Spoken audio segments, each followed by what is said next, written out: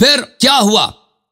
رسول اللہ صلی اللہ علیہ وآلہ وسلم شہید ہو گئے، ان کی وفات شہادت کی موت ہے رسول اللہ صلی اللہ علیہ وآلہ وسلم.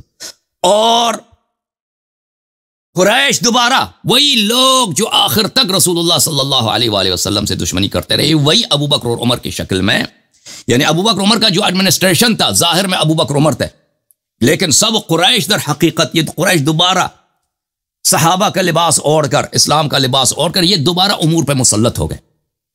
خلیفت تو بنی امیہ نہیں بنے، طلقاء خلیفہ نہیں بنے، ابو بکر اور عمر خلیفہ بنے، لیکن ابو بکر عمر کو کے ساتھ دینے والے، ابو بکر عمر کے بازو، ابو بکر عمر کے ایڈمنسٹریشن کے جنرل اور ان کے گورنر سب کون تھے؟ وہی مکے والے جو آج 2 سال پہلے تک، 1.5 سال پہلے تک رسول اللہ صلی اللہ علیہ وسلم کو گالی دیتے تھے، دشمنی کرتے تھے، وہی لوگ. اور پھر بڑے بڑے ان کے صوبے ان کے حوالے کیے گئے، اور کچھ سال گزر گئے تو یہ پورے عالم اسلام کے مالک بن گئے. پورے عالم اسلام کے بہت عجیب کہانی ہے کہ رسول اللہ صلی اللہ علیہ وآلہ وسلم سے جن لوگوں نے دشمنی کی آخر تک، اور اسلام بھی لائے تو فتح مکہ کے وقت ذلت کے ساتھ اسلام لائے، قتل نہ ہونے کے لیے، نہ یہ کہ خلوص دل سے مسلمان ہوئے. وہی لوگ کچھ سالوں کے بعد مسلمانوں کے امام بن گئے. وہی لوگ کچھ سالوں کے بعد کیا بنے؟ کیوں؟ اس کی وجہ کیا ہے؟ اس کی وجہ ابو بکر عمر ہے. ابو بکر عمر ہے. ابو بکر عمر کا کبھی کفار قریش سے کوئی دشمنی کبھی نہیں تھی. جنگوں میں بھی انہوں نے کبھی جنگوں میں بھی انہوں نے کفار قریش کے خلاف کبھی کوئی کارنامہ انجام نہیں دیا ابو بکر عمر. اور جب ان کو حکومت ملی ہے تو انہوں نے کس گروہ کو پاورفل بنایا، کس گروہ کو طاقت دی، کس گروہ کو پرومیننٹ بنایا؟ ابو بکر عمر نے. ٹھیک ہے نا؟ جب ان کو حکومت ملتی ہے، اب پاکستان میں ایک گروہ، ایک گورنمنٹ گرتا ہے، دوسرا گورنمنٹ الیکشن جیتتا ہے، تو وہ کس کو مختلف وزارت خانے دیتا ہے، کس کو گورنرز بناتا ہے، کس کو چیف منسٹرز بناتا ہے. ٹھیک ہے نا؟ تو یہ رسول پاک صلی اللہ علیہ وآلہ وسلم کے وفات کے بعد جس فیکشن کو ابو بکر عمر، جس فیکشن کی معاونت سے ابو بکر عمر خلیفہ بنے، وہ قریش کا فیکشن ہے. اور جس فیکشن کو ابو بکر عمر نے مسلمانوں کے سرنوشت پر، مسلمانوں کے مقدرات پہ مسلط کیا، وہ کون تھے؟ قریش. قریش دشمن رسول صلی اللہ علیہ وآلہ وسلم، دشمن قرآن. وہ دوبارہ وہ مسلمانوں کے امام بن گئے. عثمان کی خلافت آگے، عثمان نے تو ان کو مزید ہر طرح سے مسلمانوں پہ مسلط کر دیا، اور یہ ہر طرح سے مسلمانوں کو لوٹ مار رہے تھے. اور بیت المال میں یہ جس طرح چاہتے تھے، جتنا مار چاہتے تھے، یہ اس میں سے لوٹتے تھے. سب گورنرشپ ان کے پاس تھے، جتنے صوبے تھے گورنر یہ تھے، خزانے ان کے پاس تھے، مال آتے تھے ان کے پاس آتے. اور اسی لیے عثمان کا قتل کر دیا لوگوں نے. عثمان کو قتل، تو نے پورا جو ہے اپنے قریش کو بھی نہیں، صرف اپنے خاندان کو دیا. اور پھر جب امیر المؤمنین علیہ السلام کے ساتھ بیعت ہوئی تو معاویہ نے اپنا کفر دوبارہ واضح کر دیا، ان کے ساتھ جنگ لڑے. اور پھر امیر المؤمنین علیہ السلام کی شہادت ہو گئی، پھر معاویہ کو حکومت مل گئی سنہ 40 سے سنہ 60 تک. میرے محترم ناظرین، امام حسین علیہ السلام معاویہ کے دور حکومت میں رہے، پھر یزید کے دور حکومت میں 3-4 مہینے، پھر ان کی شہادت ہو جاتی. یہ شہادت کیسے ہوئی ہے میرے محترم ناظرین؟ کیوں شہادت ہوئی ہے؟ دیکھیں، یہ جو تفسیر آپ کو بتایا جاتا ہے کہ امام حسین علیہ السلام نے بغاوت انقلاب کیا، اس کی نہ کوئی حدیث ہے، نہ کوئی روایت ہے، نہ امام حسین علیہ السلام کے اپنے جملے ہیں، کچھ بھی نہیں ہے. لیکن میں آپ کو بتاتا ہوں کہ اس زمانے میں جس ماحول میں وہ رہتے تھے وہ کیسا ماحول ہے. اس کے بعد میں ہم جائیں گے مدینے کے، میں نے احوال بتا دیے، اب مکے کی طرف جائیں گے. اس کے بعد دیکھیں وہ بنی امیہ کس نگاہ سے دیکھتے تھے اہل بیت علیہم السلام کو. میں آپ کو بتاتا ہوں کہ بنی امیہ سیاسی لوگ تھے، ٹھیک ہے نا؟ بیوقوف لوگ، احمق لوگ حکومت نہیں کر سکتے، یہ یاد رکھیے. شیطان دیکھیں برا ہے، لیکن شیطان بیوقوف نہیں ہے، بہت ہی چالاک ہے. تو ان کو اپنی حکومت کا مصلحت کا بخوبی پتہ تھا کہ ہم کیا کام کریں گے حکومت ہمارے ہاتھ سے نکل جائے گی، اور کیا کریں گے تو حکومت ہمارے پاس رہے. تو بنی امیہ کی شدید دشمنی جو رسالت پناہ صلی اللہ علیہ وسلم سے تھی، وہ ظاہر نہیں کر سکتے تھے. وہ اصل دشمنی ان کو کن سے تھا؟ رسالت پناہ صلی اللہ علیہ وسلم سے، حضرت خاتم الانبیاء صلی اللہ علیہ وسلم سے. لیکن مجبوری یہ تھی کہ انہی کے نام پر ان کو حکومت ملی ہے، انہی کا یہ خلیفہ کہلاتے ہیں. تو یہ رسالت پناہ صلی اللہ علیہ وسلم کو برا نہیں کہہ سکتے تھے، لے آپ انہوں نے اپنے دل کا جتنا بغض تھا، حقد تھا، کینہ تھا، کس پہ اتارنا تھا؟ ہاں، ان کے بھائی سے، ان کے آنکھوں کے تارے سے، ان کے تاج سر سے، ان کے نفس نفیس سے، امیر المؤمنین علیہ الصلوۃ والسلام سے۔ اسی لیے شیعہ نے بھی روایت کی ہے، مخالفین نے بھی روایت کی کہ رسول اللہ صلی اللہ علیہ وسلم بار بار اپنے حیات طیبہ میں لوگوں کے سامنے، گلی میں، کوچے میں، باغوں میں، امیر المؤمنین علیہ السلام کو گلے لگاتے تھے اور زار و قطار روتے تھے، زار و قطار روتے تھے۔ امیر المؤمنین علیہ السلام فرماتے تھے، صحابہ پوچھتے تھے کہ آپ کیوں رو رہے ہیں؟ کہتے تھے کہ یا علی، میرے بعد تجھ سے بڑا بغض کیا جائے گا، تیرے بڑے دشمن ہیں، تیرے بڑے دشمن ہیں، لیکن جب تک میں زندہ ہوں اس حقد کو، اس کینے کو ظاہر نہیں کریں گے۔ تیرے دل میں بڑے دشمنیاں ہیں، میرے مرنے کے بعد یہ کینے اور یہ دشمنیاں ظاہر ہو جائیں گے۔ اور دیکھیں آپ رسالت پناہ صلی اللہ علیہ وآلہ وسلم کی جب شہادت ہوئی، ان کی عمر 63 سال ہے، ہجرت کے وقت ان کی عمر 53 سال ہے۔ ایک 55 سال کا آدمی، 57 سال کا آدمی، 60 سال کا آدمی، 62 سال کا آدمی لوگوں کے سامنے نہیں روتا زار و قطار، مگر یہ کہ مصیبت بہت عظیم ہو۔ رسالت پناہ صلی اللہ علیہ وآلہ وسلم اپنے بھائی امیر المؤمنین علیہ الصلوۃ والسلام کے چہرے میں دیکھتے تھے کہ وہ آئندہ جا کر کتنے تنہا ہوں گے، کتنے مظلوم ہوں گے، تاریخ ان کے ساتھ، مسلمان ان کے ساتھ، اسی امت کے کلمہ پڑھنے والے، اسی قرآن کی تلاوت کرنے والے ان کے ساتھ کیا کریں گے۔ تو عزیزو، یہ ہوا کہ بنی امیہ رسول اللہ صلی اللہ علیہ وسلم کو تو علن ان کو کچھ نہیں کہہ سکتے تھے، لیکن انہوں نے کیا کیا؟ انہوں نے امیر المؤمنین علیہ السلام کو منابر سے، سب پلیٹ فارم سے، پبلک پلیٹ فارم سے، مکہ، مدینہ، شام، عراق، کوفہ، بصرہ، ہر جگہ، مصر، خراسان، ہر جگہ ان کو گالی دینا، لعنت کرنا، ان پہ بہتان لگانا، طرح طرح کے ظلم ان سے منسوب کرنا، پروپیگنڈا کرنا ان کے خلاف، یہ عام چیز بن گئی، عام چیز بن گئی۔ تو امام حسین علیہ السلام، دیکھیں ایک طائفہ ایسا کیوں کرتا ہے؟ آخر کیوں ایسا کرتا ہے؟ وجہ کیا ہے؟ وجہ کیا ہے کہ سب امیر المؤمنین، شتم امیر المؤمنین، لعن امیر المؤمنین علیہ السلام، ان سے جھوٹی باتیں نسبت دینا، یہ وجہ کیا ہے؟ دشمنی، بغض۔ ان کی کوئی سیاسی مفاد اس میں نہیں ہے، حکومت ان کو مل گئی، امیر المؤمنین علیہ السلام شہید ہو گئے، اب وہ دوبارہ قبر سے نکل کر ان کے ساتھ لشکر لے کے تو آنے نہیں ہیں، لیکن یہ ایسا کیوں کر رہے ہیں؟ بغض کی وجہ سے، دشمنی کی وجہ سے۔ یہ یاد رکھیے میرے محترم ناظرین، یہاں پہ بغض، دشمنی، بغض اور دشمنی، یہ ایک ایسا عنصر ہے، اس کو آپ سب سے پرومیننٹ، سب سے اہم، سب سے واضح آپ کو یہ نظر آنی چاہیے کہ کیوں امام حسین علیہ الصلوۃ والسلام شہر بے شہر بے پناہ جا رہے ہیں اور کہہ رہے ہیں کہ مجھے قتل کیا جائے گا، اور میں اور میرے خاندان والوں پہ یہ لوگ رحم نہیں کریں گے۔ یہ کیوں ہو رہا ہے؟ محترم ناظرین، اس حالات کی تصویر کشی میں آپ کو اپنے احادیث کے کتب سے اور بعض جماعت مخالفین کے کتب سے بتانا چاہتا ہوں۔ ملاحظہ کریں، یہ کتاب الاحتجاج للطبرسی رحمۃ اللہ علیہ، چاپ مؤسسۃ العالمی للمطبوعات، جزء اول۔ یہاں پہ ملاحظہ کریں، یہاں پر امام حسن مجتبی علیہ الصلوۃ والسلام کے دور امامت میں، ان کی شہادت ہے سنہ 50 یا سنہ 49، اس طرح ان کی ایام امامت میں ایک پبلک میٹنگ ہے، ایک پبلک گیدرنگ ہے، اس میں معاویہ ہیں اور معاویہ کے ملعون اور کافر ساتھی ہیں، بنی امیہ والے۔ تو یہ لوگ کہتے ہیں کہ ہم امام حسن علیہ السلام کو شرمندہ کرتے ہیں، ان کو یہاں پہ بلاتے ہیں، ان کی بے عزتی کراتے ہیں، اور امام حسین علیہ السلام ہماری جواب نہیں دے سکیں گے۔ تو اس میں یہ مخالفین نے بھی روایت کی، شیعہ بھی نہیں، دونوں نے روایت کیا۔ تو یہ میٹنگ ہے، یہ کافی لمبی ہے، تو میں اس میں آپ کو، آپ کی خدمت میں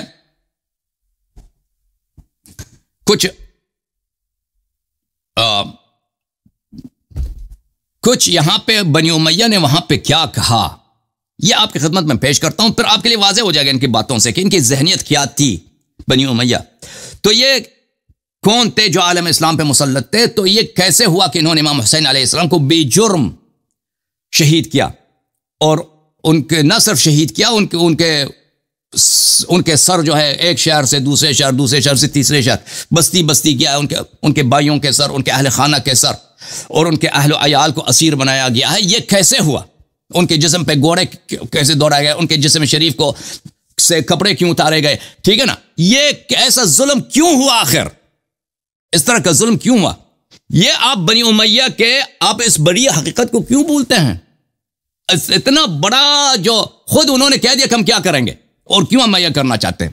جب بنی امیہ نے خود کہہ دیا، امام حسین علیہ السلام نے خود کہہ دیا، تو اس کے لیے ایک جھوٹی تفسیر، ایک باطل تفسیر، ایک باطل تعویل سیاسی مقاصد کے لیے جماعت عمریہ سے سیکھ کر کہ امام حسین علیہ السلام یزید بہت برے تھے، معاویہ اچھے تھے، یزید کی خلافت غیر قابل برداشت ہے، معاویہ کی حکومت قابل برداشت ہے، اس لیے انہوں نے قیام کیا.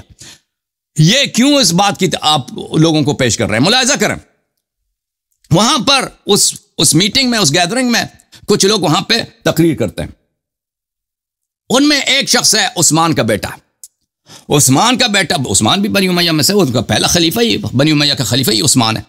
سب سے پہلے عثمان کے بیٹے عمر ابن عثمان، اس نے تقریر کی ہے. اس نے کہا ما سمعتك اليوم ان بقي من بني عبد المطلب على وجه الارض من احد بعد قتل الخلیفہ عثمان ابن عفان. اس نے کہا کہ یہ کیسا دن ہے، آج تو ہمیں حکومت ملی ہے، علی علیہ السلام تو شہید ہو گئے، حکومت اب ہمارے پاس ہے. عثمان کا جو قتل ہوا ہے، میرے والد کا قتل ہوا ہے، اس کے مقابلے میں سب بنی ہاشم کو قتل کیا جائے. ٹھیک ہے نا، سب بنی ہاشم کو قتل کیا جائے.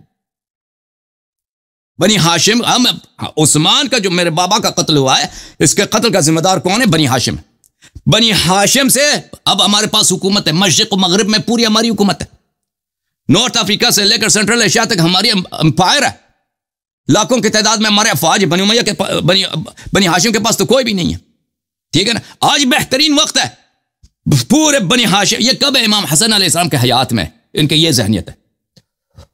اور آپ کی خدمت میں عرض کروں کہ یہ معاویہ جو تھا اپنی حکومت کی بقا چاہتا تھا. معاویہ جو تھا بڑا چالاک تھا، تیز تھا، حکیم تھا. حکیم اس معنوں میں نہیں کہ وہ اس کے پاس حکمت تھا، نہیں، یعنی وہ دور اندیشی تھا، بڑا شیطان آدمی تھا.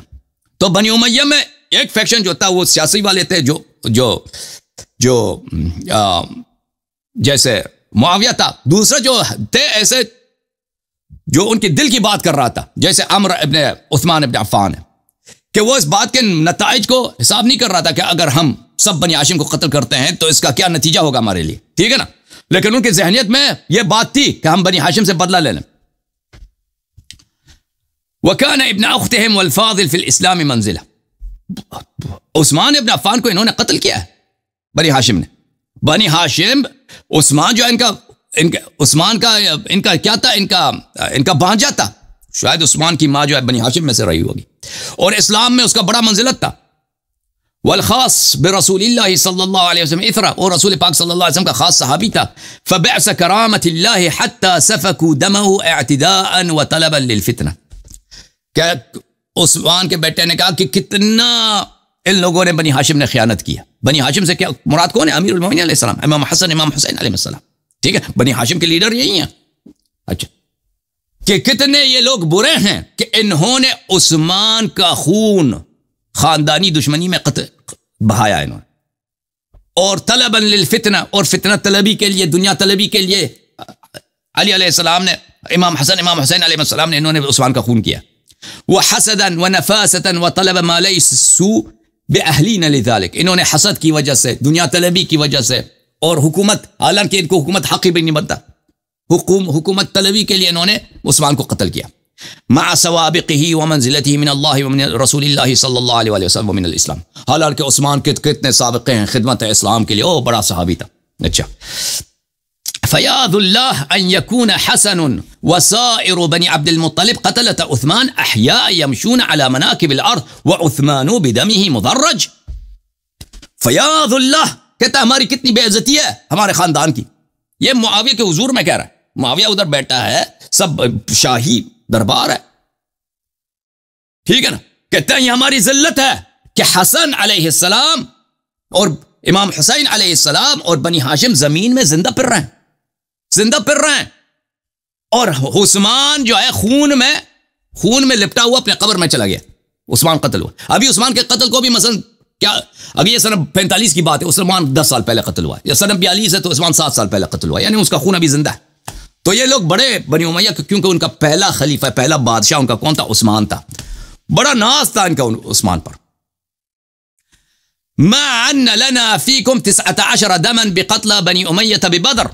پھر عثمان کے بیٹے نے کہا ہاں، کیا اس کے علاوہ صرف عثمان نہیں ہے، بنی ہاشم نے ہمارے 19 آدمی کو بدر میں قتل کیا.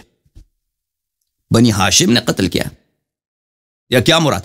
یعنی علی علیہ السلام نے قتل کیا نا، رسول اللہ صلی اللہ علیہ وسلم خود تلوار تو نہیں اٹھاتے تھے جنگوں میں، ٹھیک ہے نا، وہ علی علیہ السلام کو فرماتے تھے کہ آپ حملہ کریں. تو یہ اس کے دل میں، ان کے دلوں میں کیا ہے، اب وہ بھولے نہیں ہیں کہ ابھی تک. اب مثلا اگر سن 42 ہے تو ابھی 40 سال ہوئے بدر کے واقعے کو، تو ان کے دل میں زندہ ہیں کہ فلانے کا چچا، فلانے کا بابا، ان لوگوں کا جو پریویس جنریشن ہے وہ جو ہے ان کو علی علیہ السلام نے بدر میں قتل کیا. اچھا، بدر میں جن لوگوں کو قتل کیا، میں آپ کی خدمت میں عرض کروں، امیر المؤمنین علیہ السلام نے اکثر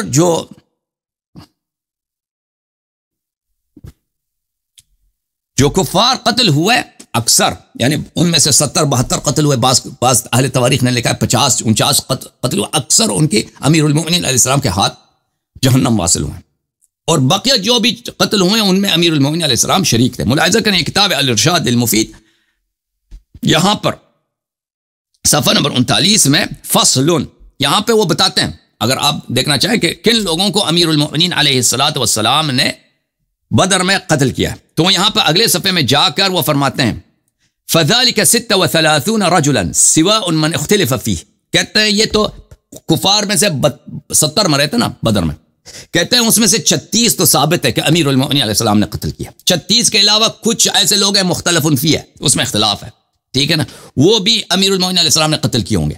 اس کے علاوہ بعض ایسے ہیں کہ ان میں امیر المؤمنین باقی 36 میں شریک بھی ہیں، ٹھیک ہے نا. تو ان کو جو اللہ نے ذلیل کیا بدر میں، قریش کو اور بنی امیہ کو، کہ یہ آیتیں اسلام کو محو کرنے کے لیے، اسلام کو کس نے بچایا؟ اللہ نے بچایا نا. اللہ نے کس کے تلوار سے بچایا؟ وہ کون سردار تھا، وہ کون بہادر تھا، وہ کون جنگجو تھا، وہ کون شہسوار تھا جس کی تلوار سے بنو امیہ اور کفار قریش کے وہ سردار جو رسول اللہ صلی اللہ علیہ وسلم پہ کچڑے پھینکتے تھے، جو رسول اللہ صلی اللہ علیہ وسلم کو انہوں نے 13 سال سامنے کھڑے ہو کے گالیاں دی ہیں، جو رسول اللہ صلی اللہ علیہ وسلم کو 3 سال تک 3 سال میں شیب ابی طالب میں ان کے بچوں کو بھوکا رکھا ہے، بچوں کے لیے کھانا نہیں تھا وہاں پہ، بچے روتے تھے بھوک سے، ان کو کن کے ذریعے جہنم واصل فرمایا، ان کو ذلیل کیا امیر المؤمنین علیہ السلام کے ہاتھوں، ٹھیک ہے نا.